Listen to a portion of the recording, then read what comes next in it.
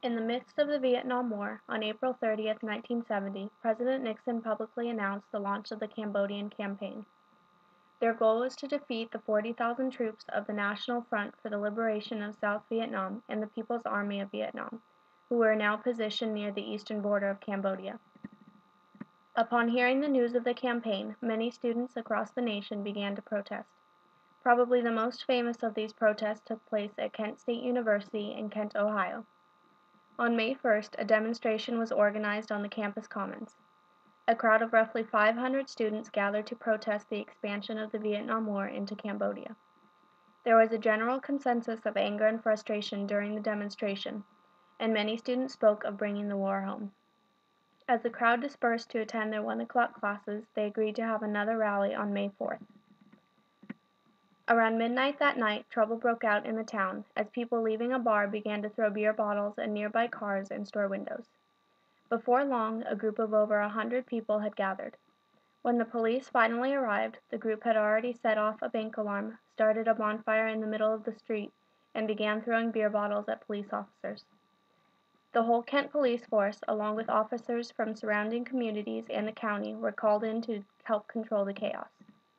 After being informed on the events in Kent, the mayor declared a state of emergency and ordered all of the bars to close early. This only angered the people even more. Eventually, the crowd was successfully disbanded when the police used tear gas to force the people out of town and closer to the campus. The next day, businesses received threats that caused the mayor to meet with the city officials and Governor Rhodes. When the decision was made to send the National Guard to Kent State University. Later that night, the protesters set the ROTC campus building on fire. Over 1,000 protesters surrounded the building in celebration. When the Kent firemen arrived to extinguish the fire, they were violently greeted by protesters throwing rocks and other objects at them. The National Guard arrived around 10 p.m. that night. Not long after their arrival, they had made many arrests and used tear gas to quiet the chaos for the time being. The next morning, Governor Rhodes spoke at a press conference held at Kent Firehouse. He called the protesters un-American and said, "They make definite plans of burning, destroying, and throwing rocks at the police and at the National Guard and Highway Patrol. This is when we're going to use every part of the law enforcement agency of Ohio to drive them out of Kent. We're going to eradicate the problem. We are not going to treat the symptoms." During his speech, he also claimed that he intended to go to the courts and declare an Ohio-wide state of emergency. This would have illegalized and put an end to student protests. However, he actually never attempted to do so. Another rally was held on the Commons that night around 8 p.m. Less than an hour after it had begun, the National Guard used tear gas to separate the crowd. This had little effect, though, because the protesters reassembled on Lincoln and Main Streets in hopes of having a meeting with the mayor. They were unsuccessful. At 11 p.m., the guardsmen announced a citywide curfew was now in place, and they began forcing students into their dorms. That night, as well as the night before, a couple students were bayoneted by guardsmen.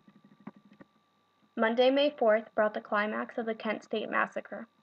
As scheduled 3 days prior, the rally was set for noon.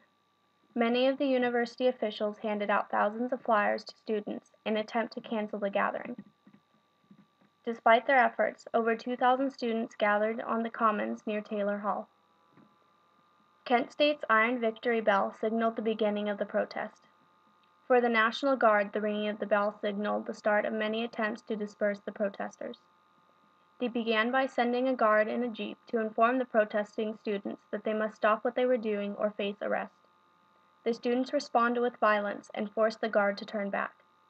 After a second failed attempt, the guards resorted to using tear gas. Because of the wind, however, the protesters were not affected by the tear gas. They responded by throwing rocks and gas canisters at the guards while shouting "Pigs off campus." While the guards decided that it would require more force to disperse the crowd, they advanced forward with rifles and bayonets toward hundreds of student protesters. After they moved across the campus, they ended up near the athletic practice field and the parking lot. Most of the students were approximately 150 to 225 feet from the guards. After the guards' advancement toward them, many of the protesters left. but those who stayed angrily fought back against the guards. 10 minutes later, the guards started to retreat. As they did so, some of the protesters followed them. According to eyewitness reports, the guards then turned around and began firing at students, as well as at the ground and in the air. A total of 67 shots were fired in just 13 seconds, by 29 of the 77 National Guards that were present in Kent State that day. A member of the National Guard claimed the reason that the guards fired at the students was a sniper that had fired at the guards. This remains to be only a common allegation rather than fact. The result of those 13 seconds of shots fired was 4 deaths and 9 injuries. 2 of the 4 deaths, Allison Krauss and Jeffrey Miller, participated in the protest. The other 2, however, Sandra Schuer and William Knox Schroeder, were walking to their next class when they were killed.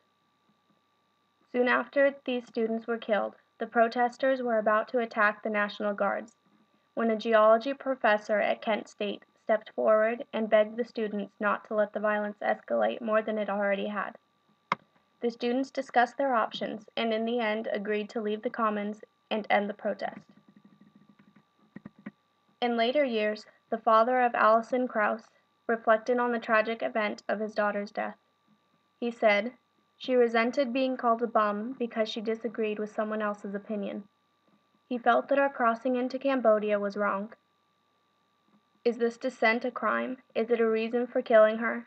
Have we come to such a slate in this country that a young girl has to be shot because she disagrees deeply with the action of her government?" The Kent State Massacre caused a lot of controversy across the country. Over 450 college campuses held demonstrations in response to the events at Kent State. It raised questions of whether or not it was legally justifiable to shoot American citizens, and whether the protests or banning them was constitutional. During the legal actions against those involved, the court decided the protests were in fact constitutional, and it was unjustifiable to ban the protests that occurred at Kent State or any other campus.